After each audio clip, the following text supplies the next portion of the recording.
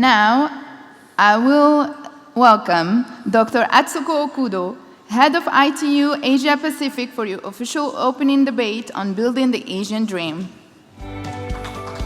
I'm very happy to have Dr. Atsuko first time. And we have really a session debate with, I called it human-centric. It's not just technology, because to my opinion, all the technology, all generation of 4G or 6G or 1G, it's all at the end to serve the humanity. Okay, so the human is at the end, our centering and focus, and whatever we provide is just for the human. This is, in fact, the centric of our debate with Dr. Atsuko now. So we'll start by playing a short video before we started, and then we'll start with the question.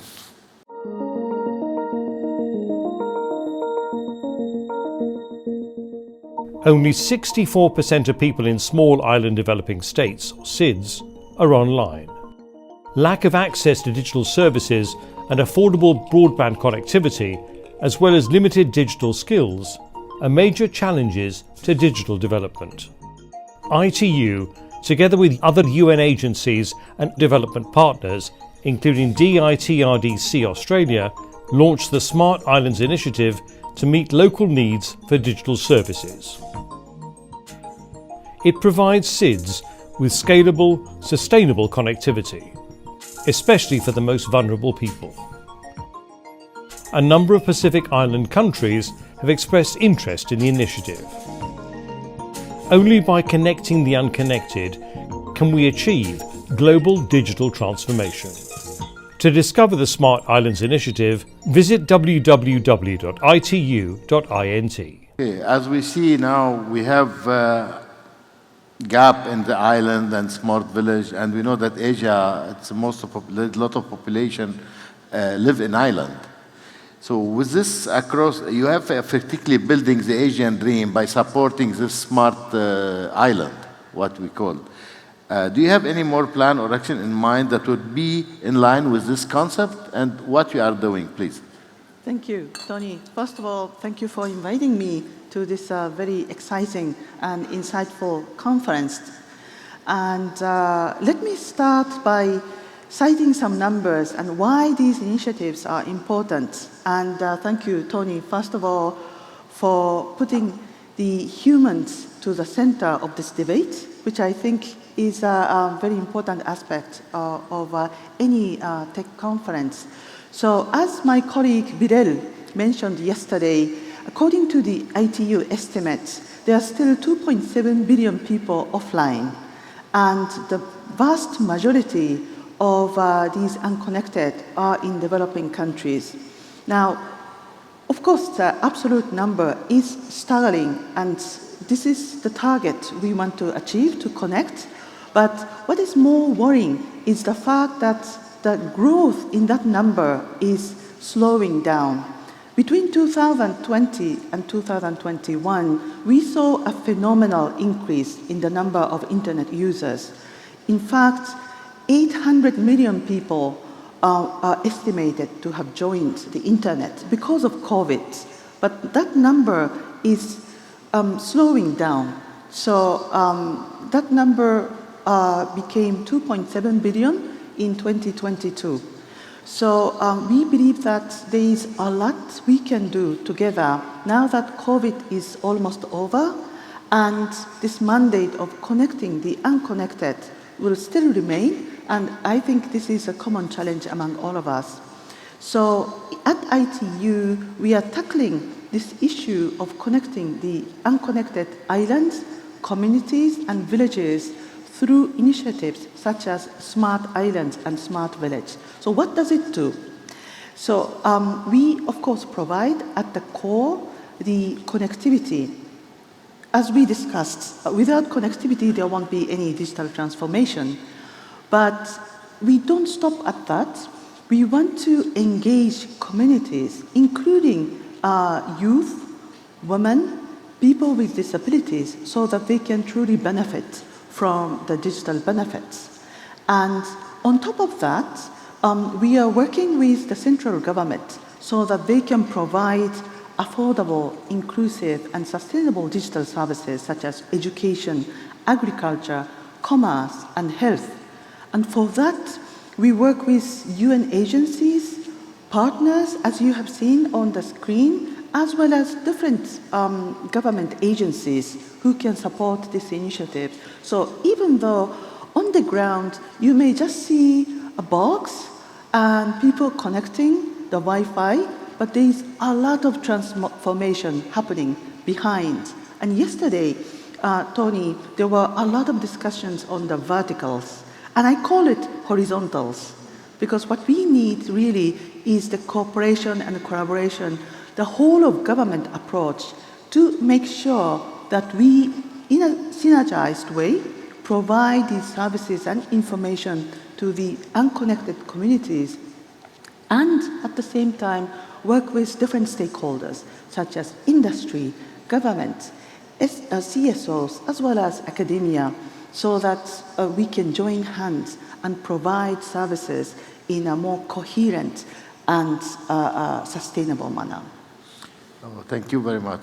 And also, what is one thing, that there is a gap in most of the Asian country, and what solution does ITU do? We have many gaps, gap in gender, gap in age, gap in rural area versus city. We have a lot of the gaps in Asia, okay, in many countries. It's everywhere, but in Asia we see a lot of difference, especially countries like agriculture, what the agriculture people doing, what you did during COVID to keep those people connected, and what after COVID happened because of the connectivity prices or anything, and the education, all these gaps, and what ITU did to help those people to improve their lives in this area. Thank you. This is a very important question. So let me start with the gaps. By the way, the numbers that I'm citing are available on the ITU website called Data Hub, and I hope that those statistics on socio-economic aspect of ICT as well as the telecom services are useful. So you are absolutely right. In Asia and the Pacific, there are striking gaps in many ways, which forms the digital divide. One is the urban-rural gaps.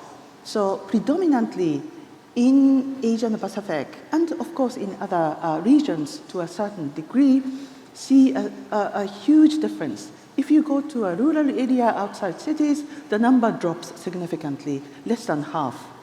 And we also see a significant gap between men and women. On average, in Asia and the Pacific, 59% of men are estimated to be using the internet compared to 54%. And there is a significant sub-regional differences on that number too. And more interestingly, we are seeing a generational gap. The youth predominantly uses the internet, and the number drops as the users age. So we want to make sure that these gaps are addressed, and we have appropriate interventions to make sure that those people who cannot connect can get connected in collaboration with a lot of people. Did we see in Asia the gap in age, which means like young is more connected than old? Yes. In fact, the number is staggering. About 70+% of the youth are the internet users, while the rest of the population, the average goes down to about 35%.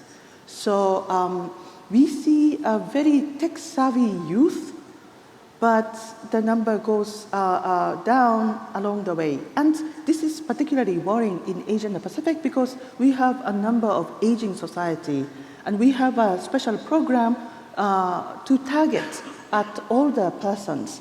For example, we have been in communication with the ministry in Thailand to support older persons through M-aging, so that the mobile phones and applications can provide and support the well-beings of older persons.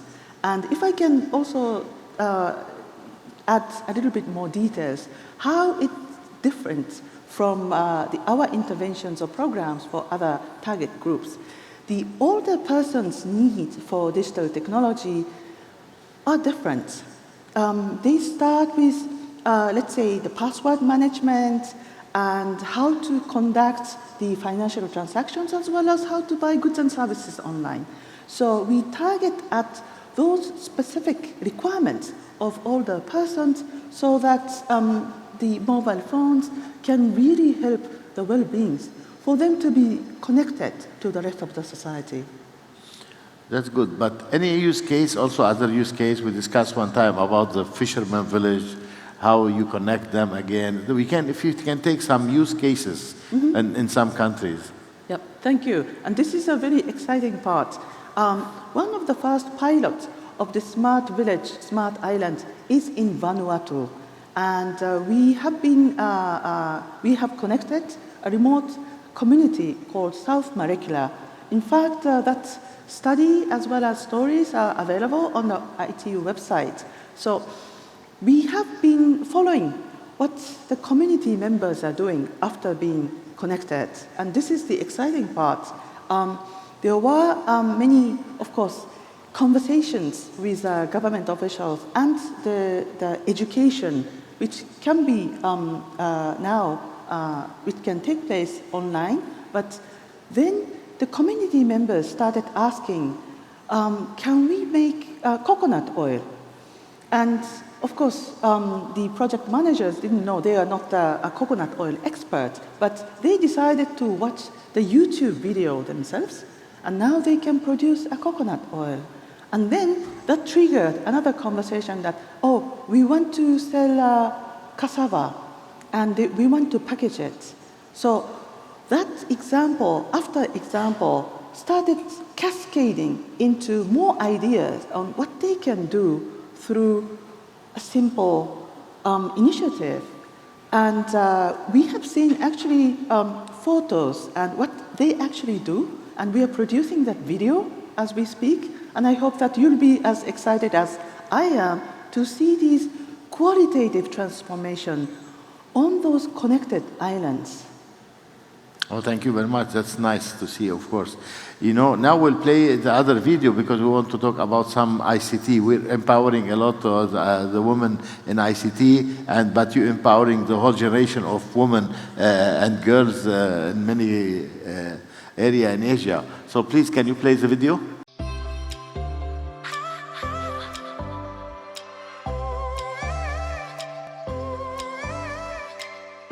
Thanks to the great activity to farm girls in ICT that help to push more women into IT roles. I will apply the skill that I have learned and share them with friends. One day, I hope to be as good as the hero models who did the training. Thank you. After I participate in cybersecurity class, I think I have gained a lot of knowledge and experience. Like I used to post or like and share some funny things of my friends, but my mindset is changed now because sometimes it is fun for me, but it's not okay for my friends. And I think I will tell anyone that don't share silly photo of your friends, and please share just the good thing indeed. Thank you. As a teacher, I will tell you that I will motivate and activate my students to aware of using ICT, because I know that ICT is very important and useful, right, for the future life of my student. So the more we know ICT, the more opportunity they will get in the future world.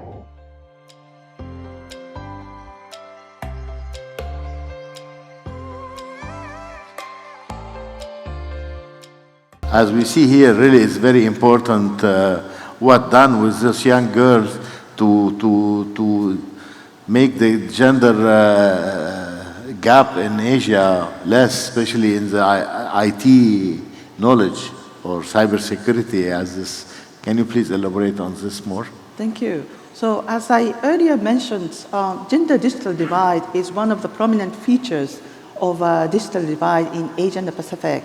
And as we discussed, and I'm sure that it will come up in the afternoon, We can't find many female leaders in the ICT sector, and one of the measures that we are taking is to broaden the intake of girls and young women and encourage them to pursue STEM and ICT career.